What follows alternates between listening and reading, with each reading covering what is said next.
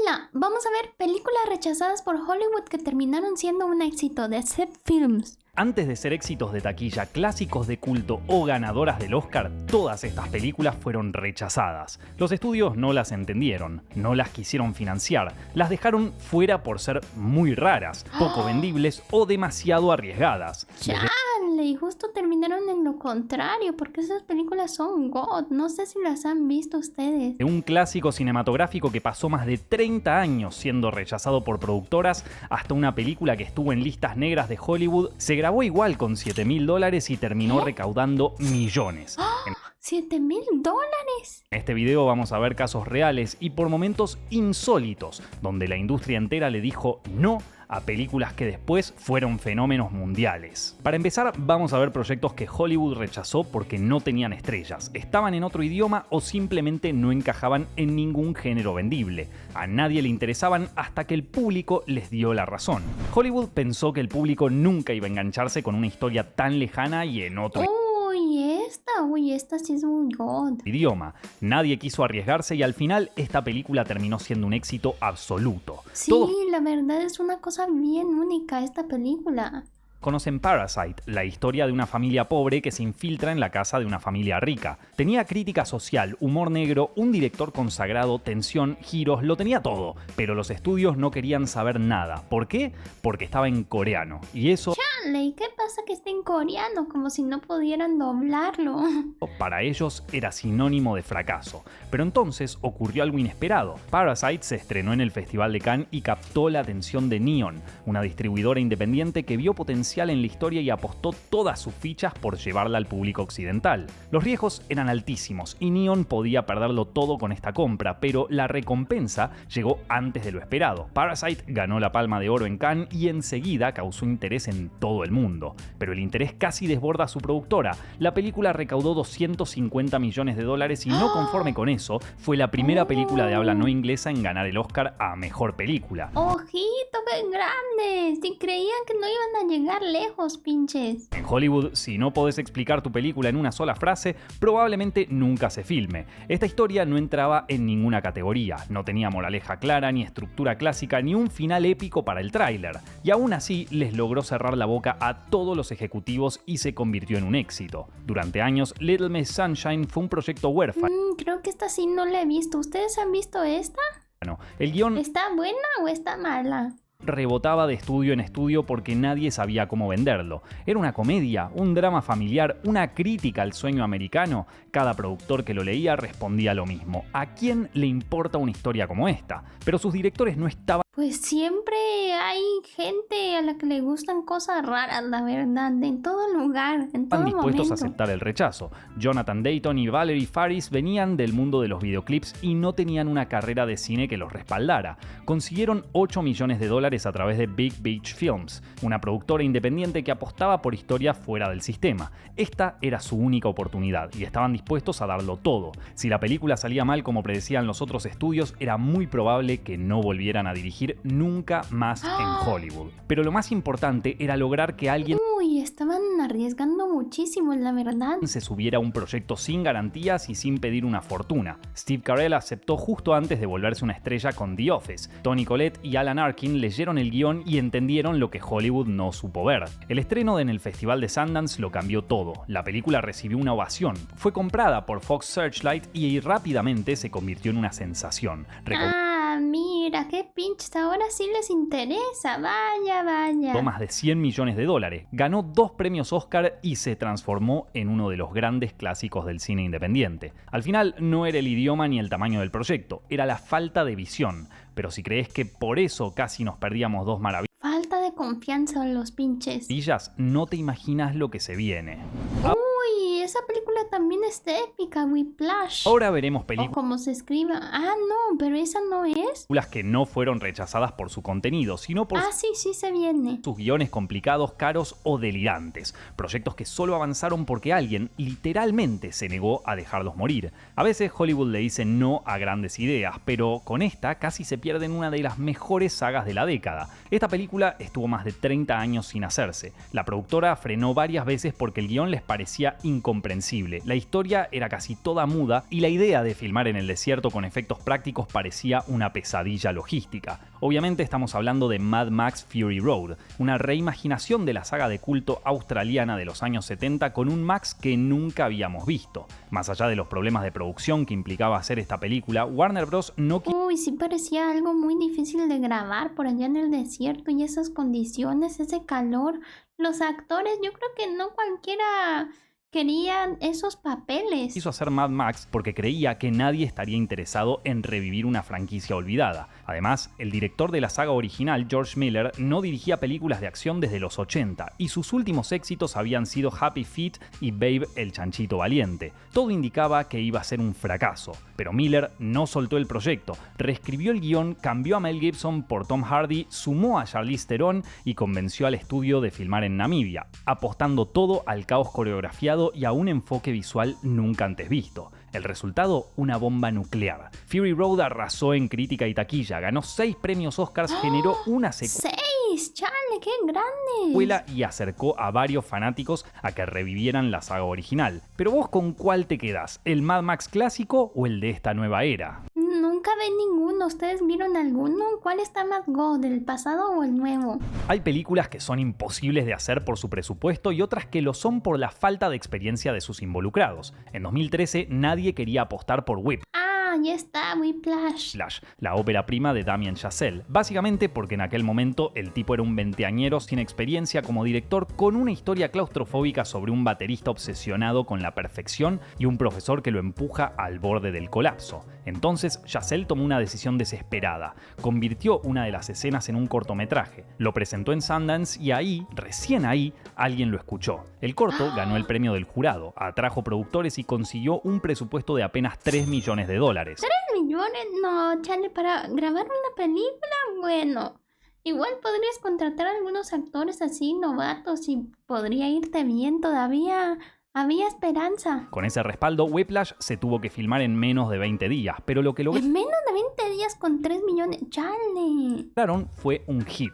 Ganó 3 Oscars, incluyendo Mejor Montaje y Mejor Actor de Reparto para J.K. Simmons, y catapultó la carrera de Chazelle. Solo 2 años después, el mismo Hollywood que lo había rechazado le dio todo para dirigir La La Land, y cuando parecía que ya estaba consagrado, volvió con Babylon, una película excesiva, caótica y ambiciosa, como si todavía tuviera algo para decirle a la industria que un día lo dejó afuera. Estas películas llegaron a buen puerto incluso si para Hollywood eran imposibles de hacer, pero todavía hay más, desde películas que nadie quería aprobar por su incorrección política. Uy, esta también, chale, no sé si llegaron a ver esta también es fuerte y pesada. Hasta films que debieron romper la ley para lograr hacerse. Pero antes de seguir, parte de la idea de este video es concientizar de que no todo éxito es un camino de rosas, y que si nos ponemos a investigar, todos nuestros artistas favoritos la tuvieron complicada para insertarse en la industria. Nadie sabía bien qué era The Babadook, pero Jennifer Kent estaba decidida a demostrarlo. Kent venía del cine independiente australiano y había escrito un guión que mezclaba el trauma, la maternidad y el duelo con elementos de horror psicológico, al ser más parecido a Repulsión. Parece una buena combinación, una cosa bien loca para ver. De 1965, que a lo que todos querían ver en aquella época, los estudios lo leían y descartaban al instante.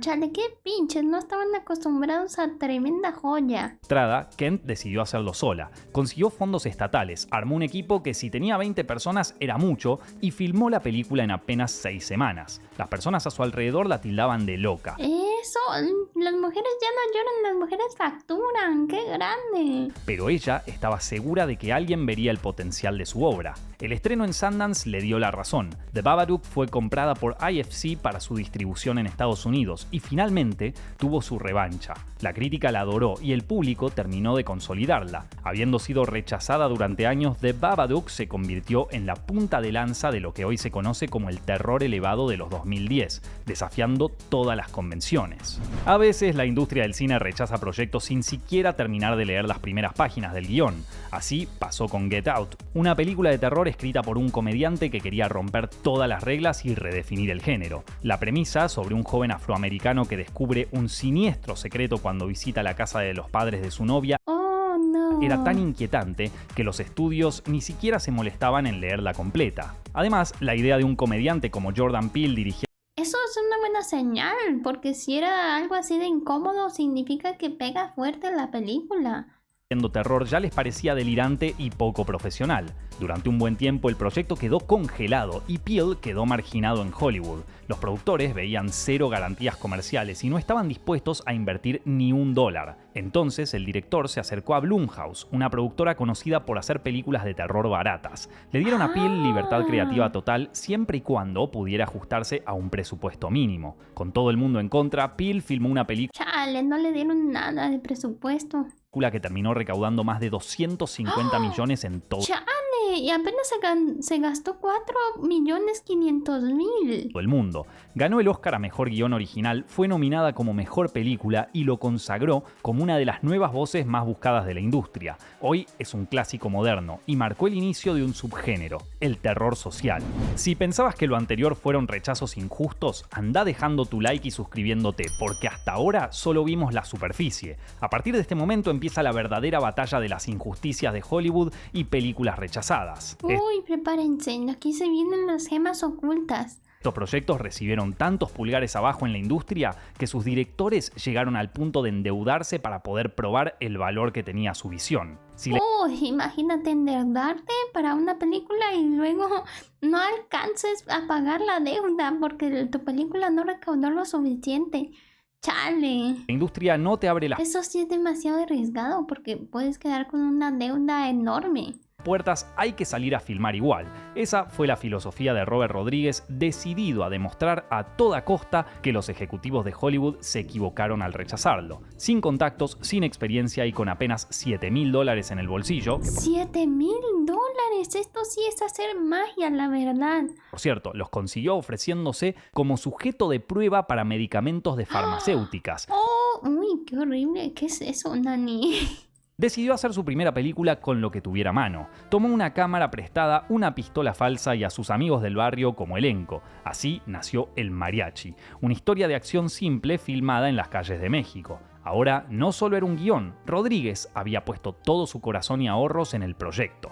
Pero cuando lo presentó, la industria volvió a mirar para el otro lado. Con la autoestima pisoteada, vendió El Mariachi directo a videoclubes mexicanos. Entonces ocurrió algo inesperado. La película comenzó a circular, llegó a manos de un ejecutivo de Columbia y lo que parecía un experimento casero se convirtió en un fenómeno. La compraron, la restauraron y la distribuyeron a nivel internacional. ¡Ojito, qué grandes! Cuando menos lo esperaba, ¿Han visto esta película? Yo no la conocía, la verdad, pero ¿será popular en México?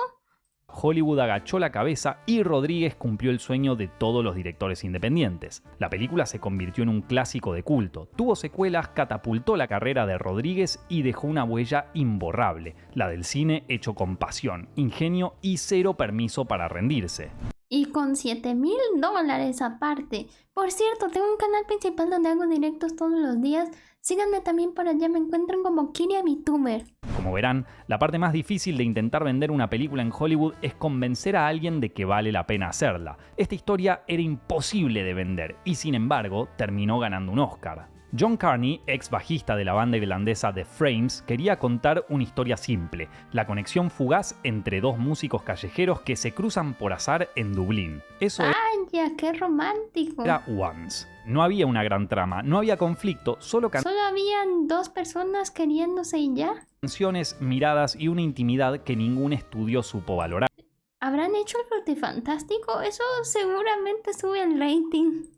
Nadie quiso financiarla, así que Carney decidió hacerla igual, sin permisos, con cámara en mano y usando a dos músicos reales como protagonistas. La filmaron ¿Será que se terminaron enamorando de verdad? Bueno, a veces pasa así. en apenas 17 días con un presupuesto 17 días para grabar una película, chale. ridículo, sin ningún tipo de permiso y sin pensar en premios ni alfombras rojas. Esto sí es de gángster. Pero el público la encontró. Once se volvió un fenómeno en festivales, recaudó más de $20 millones y ganó el Oscar a Gastaron como $150.000, ojito. Ya saben, si tienen ganas pueden hacerlo y esta es la prueba. mejor canción original. Bueno, y si tienen algunos dolaritos en el bolsillo también pueden hacerlo. por Falling Slowly. Hoy es una de las películas más queridas del cine independiente y todo empezó con dos desconocidos cantando en una esquina. Para que te escuchen en Hollywood a veces hay que apostarlo todo. A mediados de los 70, Sylvester Stallone era un actor sin trabajo, sin dinero y a punto de vender a su perro porque no podía alimentarlo. Ay, no, pobrecito, chale. Y era bien grande aparte. Yo creo que estos comen muchísimo. Más difícil conseguirle comida. Pero tenía un guión y una condición innegociable. Él iba a ser el protagonista, si no, Mira. la película no se hacía. Rocky nació en apenas 3 días, inspirado en una pelea real entre Chuck Wepner y Muhammad Ali. Stallone ofreció la historia por todos lados, pero nadie la quería. No era el guión el problema, era él. Los estudios se negaban. ¿Él? ¿Cómo que él? ¿Qué había hecho él? ¿Será que se dañó su reputación antes? Invertir en un proyecto que tuviera a un tipo desconocido de protagonista. Ah, era un random. Chale, imagínate, yo no sabía que era un random.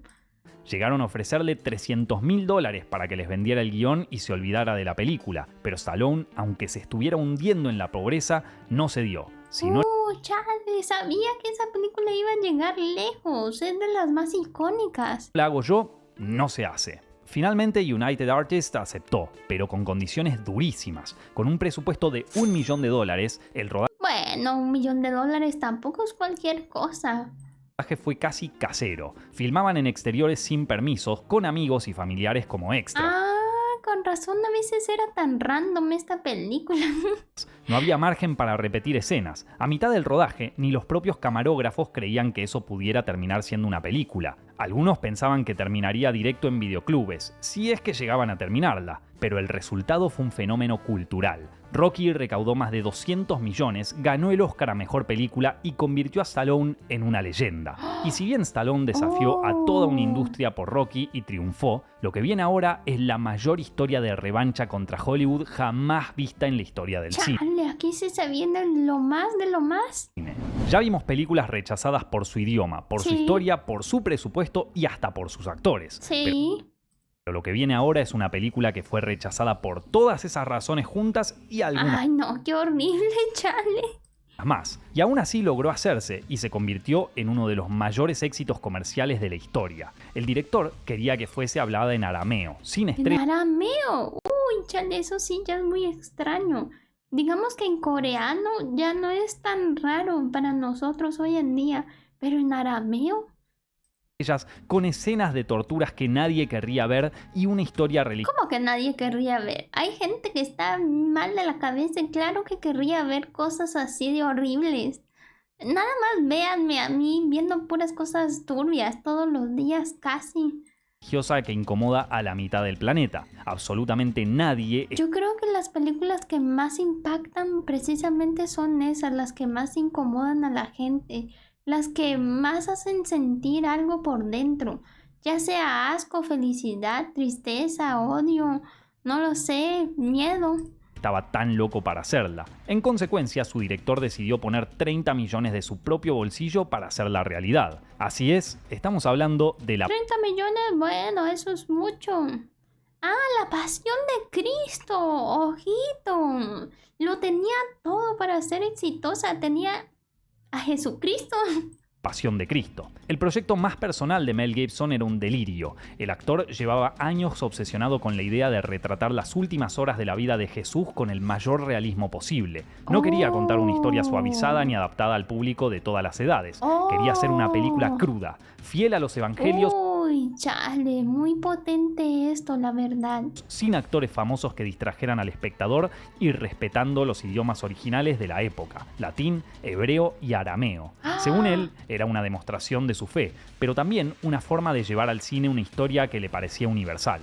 Aunque claro, los ejecutivos de Hollywood no pensaban lo mismo. Con el guión bajo el brazo fue de estudio en estudio, puerta tras puerta, sala de reunión tras sala de reunión.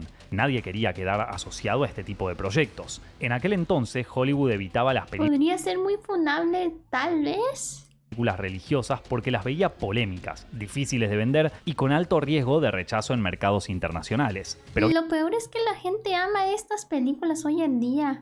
Gibson no se rindió, desembolsó más de 30 millones de sus propios ahorros, la dirigió, la produjo y buscó él mismo una distribuidora independiente que se atreviera a estrenarla. Y lo que parecía un capricho imposible explotó.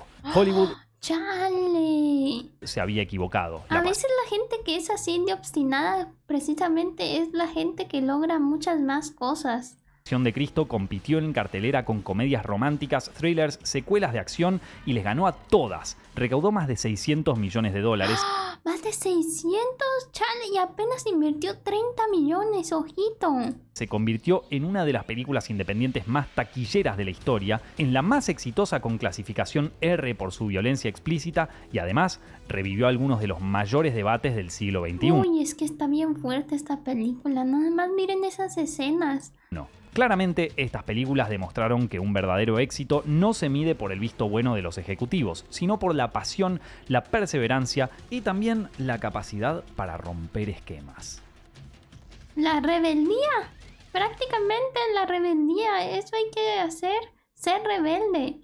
No dejar que nadie te diga que no puedes hacerlo y confiar en ti. Déjenme saber aquí abajo en los comentarios qué les ha parecido este video.